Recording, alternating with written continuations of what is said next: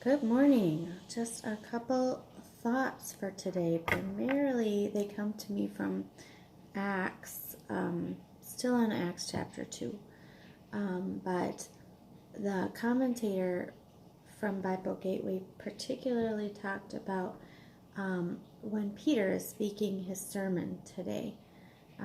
Chapter 2, verse 14 is where he starts his sermon, and I think it's kind of cool that Peter, who cowered and was too afraid to even admit he knew Jesus, now with the Holy Spirit is able to speak boldly, courageously, without any fear, and clearly. That's very cool. And then he talks to the people that were gathered, and so there were many people who had gathered together when Pentecost had happened.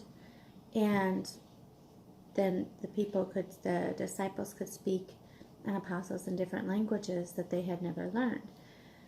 And so in doing that, then Peter talks and brings up some of the Old Testament, that he said this is just a fulfillment of the prophecies that God had given. But then he quotes these really, well, first he says, the men of Israel, listen to this. Jesus of Nazareth was a man accredited to you by God by miracles, wonders, and signs, which God did among you through him, as you yourselves know. This man was handed over to you by God's set purpose and foreknowledge, and you, with the help of wicked men, put him to death by nailing him to the cross.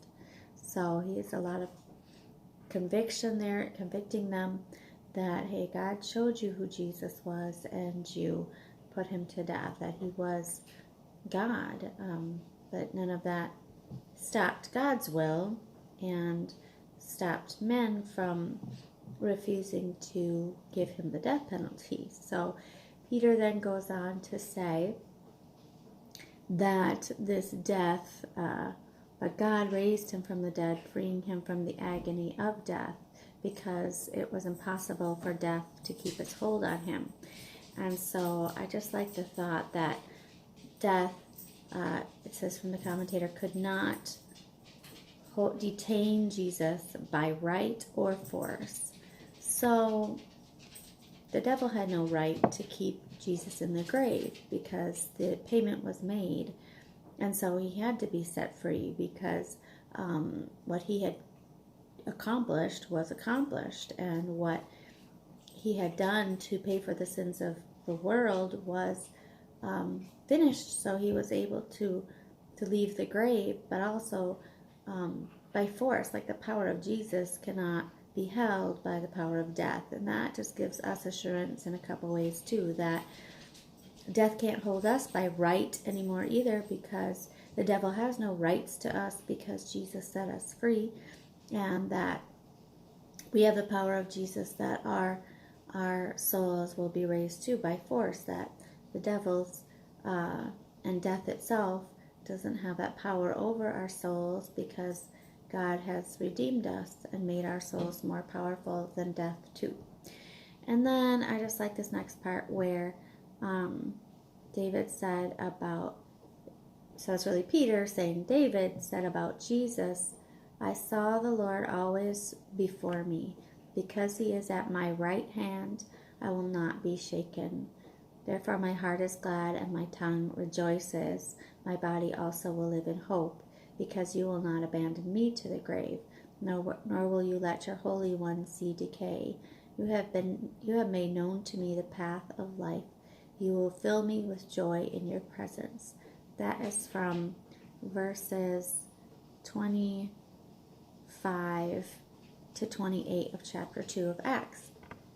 But it's also from, because Peter was actually just quoting Psalms 16 that David had written. So I just love these words. Listen, where David says, I saw the Lord always before me. And I like to think of that blessing when we think about God being ahead of us. That in whatever we're viewing ahead of us, no matter what kind of challenge or decision we can see God right there ahead of us. He sees it. He's there with it. He is allowing it, and we focus on that challenge with God in it, not by ourselves. And then it says he's at my right hand. So at the same time that God is in front of us, he's also right beside us, walking alongside us. Just kind of like with Jesus when he raised Lazarus, he knew he was going to raise Lazarus from the dead. He already had that confidence, but he also cried with the people. He was right there with them at their side. And that's where David says, I will not be shaken. So he actually lives inside our hearts then too, through the Holy Spirit, to produce confidence, courage, strength, the fruit of the Spirit, peace, patience, love, joy. And the joy comes in there too. Why? Because I have hope. We put hope. My body lives in hope. So that might be a challenge to think about how our bodies can live in hope.